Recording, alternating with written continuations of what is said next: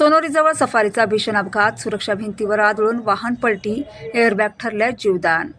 बोरगाव मंजेहून मूर्तिजापूरकडे येताना थरारक अपघात, 5 जण जखमी, अकोल्यात उपचारासाठी दाखल.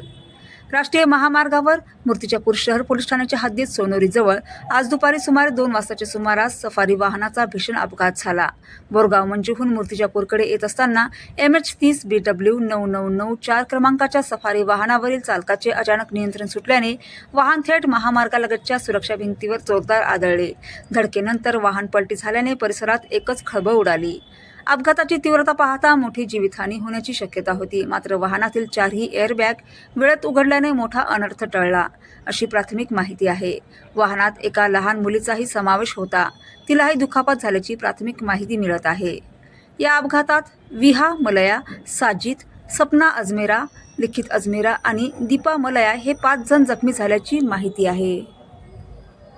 जखमींना पुढील उपचारासाठी अकोला येथील खासगी रुग्णालयात दाखल करण्यात आले आहे. अपघाताची माहिती मिळताच वीर भगतसिंग आपत्कालीन शोध व बचाव पथकाचे सदस्य शुभम कंडाळे यांनी तातडीने घटनास्थळी धाव घेतली. त्यांनी वाहनातील जखमींना बाहेर काढून उपचारासाठी रुग्णालयात रवाना केले.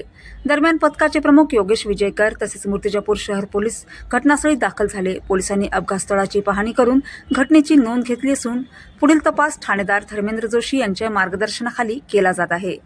नेमका अपघात कशामुळे झाला? चालकाचे वाहनावरील नियंत्रण नेमके कोणत्या कारणामुळे सुटले याबाबत अद्याप स्पष्ट माहिती समोर आली नाही.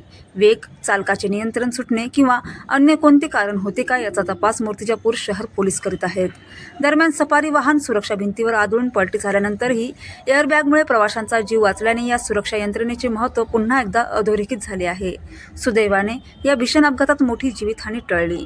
Bureau report, India news.